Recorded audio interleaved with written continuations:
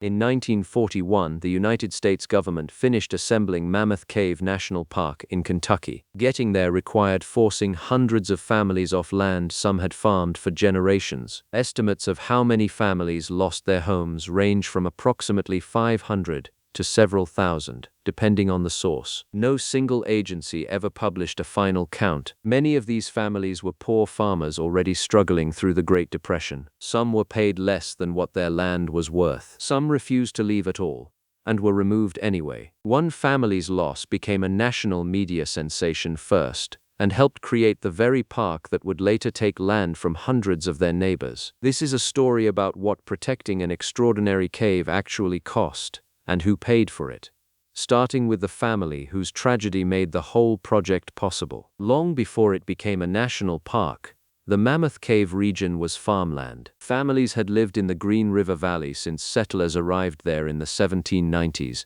generations before anyone proposed a park. Mammoth Cave itself had been a tourist attraction since 1816. By the early 1900s, cave tourism in the region had become genuinely big business. More than 20 separate show caves opened across the area during the 1920s alone. Multiple privately owned caves vied for the same stream of tourists. Cave owners sometimes resorted to sabotage and misdirection to steal customers from rivals. Locals came to call this period the Cave Wars. One of the men caught up in that competition was a farmer and lifelong caver named Floyd Collins. Collins had explored the caves on his family's Kentucky farm since childhood, entering them alone by the age of 6. In 1917, Collins discovered and opened Crystal Cave on his family's own property. Crystal Cave contained genuinely striking formations, but it sat too far from the main road to draw a real crowd. Collins wanted something closer to the highway that fed tourists toward Mammoth Cave itself. He struck a deal with 3 neighboring farmers who owned land nearer the road. If he found a promising cave on their property,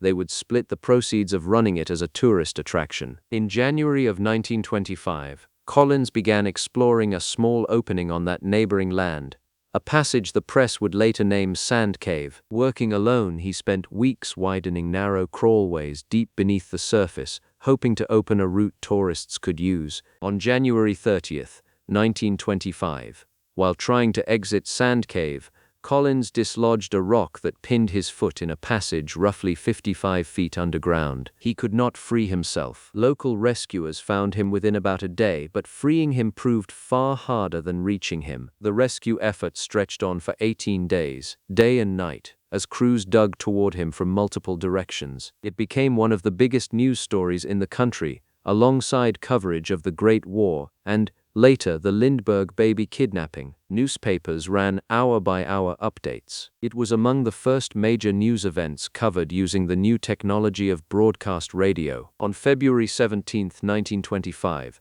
rescuers finally reached Collins. He had died days earlier. The nation had been listening the entire time. What followed was its own kind of exploitation. Collins's father, Lee Collins, buried him on the family farm, on the hillside above Crystal Cave. In 1927, financial hardship forced Lee Collins to sell the homestead and the cave to a Kentucky businessman named Harry Thomas, who also owned 2 other area show caves. Thomas placed Floyd Collins's body in a glass-topped coffin and put it on public display inside Crystal Cave as a tourist attraction. It remained on display for years. In March of 1929, the body was stolen from the cave. It was recovered nearby, but the leg that had been trapped in the original accident was missing. After that, the remains were kept in a chained casket in a secluded part of the cave, still on the property, still not fully at rest. Floyd Collins would not be properly reinterred at his family's church cemetery until 1989, 64 years after his death, at the National Park Service's own arrangement. The Collins family's loss, first of Floyd, then of the family farm itself, then of dignity over his remains, became entangled with the very story that convinced the country a national park was needed here. Congress authorized Mammoth Cave National Park in 1926, 1 year after Collins died. and park advocates and journalists directly credited his death with drawing the national attention that made authorization possible. The park that would eventually displace hundreds of other families began, in part, with the death and exploitation of one family that had already lost everything. Advocates for turning the region into a national park had been organizing before Collins's death, and the Mammoth Cave National Park Association had formed in 1924, but it was the Collins tragedy that turned a regional preservation campaign into a national cause. Turning that authorization into an actual park still meant acquiring the land above and around the cave. That land was not empty. It was occupied by working farms, dozens of them, family by family. Kentucky's state legislature created the Kentucky National Park Commission in 1928 to acquire the necessary land. Some of that land was purchased using donated funds. Those transactions were relatively straightforward. One notable purchase came in 1931 when the park acquired the land containing the cave's new entrance, discovered years earlier by a competing cave operator named George Morrison. That parcel was purchased for a sum reported at $6,500,000. Sources are not entirely clear on whether that figure reflects $1931 or a later inflation-adjusted estimate, so it should be treated as an approximate benchmark rather than an exact contemporary price. Other tracts, unlike Morrison's, were acquired by eminent domain, the legal power that allows a government to force the sale of private property for public use. Kentucky law updated in 1928 allowed land within the proposed park boundary to be acquired through condemnation proceedings if landowners would not sell voluntarily. Most of the families living in the proposed park area were farmers. Many of them were, in the words of a National Park Service teaching document, barely making a living even before the Depression struck. When the Depression deepened in the early 1930s, some families were already being forced to consider leaving their land to find paid work elsewhere. For others, the land itself was the only thing they had left. Pride in ownership and family heritage meant some would rather remain in poverty on their own farm than give it up. Eminent domain proceedings for the park were, according to multiple historical accounts, often bitter and contentious. Landowners frequently argued that the compensation offered did not reflect fair market value. The process of acquiring land stretched across more than a decade, through the worst years of the Great Depression. For families being removed, forcible relocation meant leaving behind not just farmhouses, but barns and fields under cultivation. In some cases, it meant leaving behind churches and family cemeteries, where relatives were buried. The Collins family knew that particular grief already, years before their neighbors experienced it at government scale. The National Park Service took direct control of remaining land acquisition efforts during the 1930s. By the time the process concluded, more than 600 separate parcels of land had been assembled to form the park's boundary. The exact number of displaced families is disputed across sources. One regional account puts the figure at approximately 500 families. Another source describes the total displacement as being in the thousands, spread across those 600-plus parcels. The discrepancy likely reflects different definitions of what counts as displacement. Whether a family, a household, or an individual resident, no single government report appears to have settled on one authoritative number. What is well documented is the emotional register of the process. Families who had farmed the same ground since the 1790s, in some cases for 5 or 6 generations, were told that land no longer belonged to them. A National Park Service teaching document draws an explicit comparison. The settlers who arrived in the Green River Valley in the 1790s had themselves displaced earlier inhabitants of that land. Now their own descendants were being displaced in turn to create the park. This was not unique to Kentucky. A nearly identical process was unfolding at the same time, roughly 400 miles east, where the state of Virginia was condemning land to create Shenandoah National Park. Congress had actually authorized both parks in the same year, 1926. Alongside a third, the Great Smoky Mountains. In Virginia's case, more than 141,000 acres were acquired starting in 1929. Any existing homes or structures on that condemned land were frequently demolished outright. Approximately 500 families were displaced there as well. The pattern across both parks suggests this was less an isolated local dispute than a standard, if harsh, method for creating national parks in already settled parts of the eastern United States. Unlike land acquisition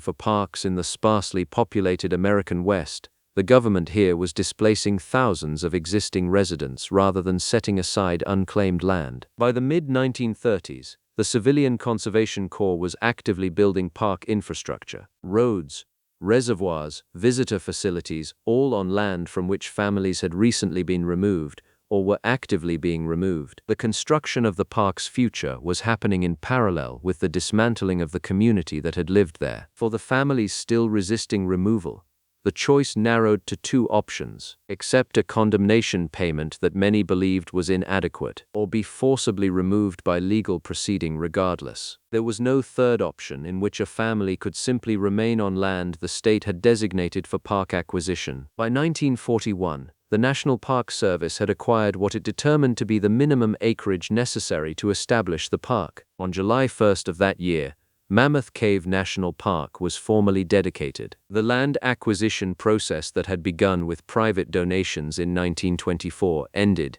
17 years later, with the last of the contested parcels folded into federal ownership. The park that resulted from this process is by most measures an unambiguous conservation success. Mammoth Cave is the longest known cave system on Earth. It has more than 426 miles of surveyed passageways as of 2025.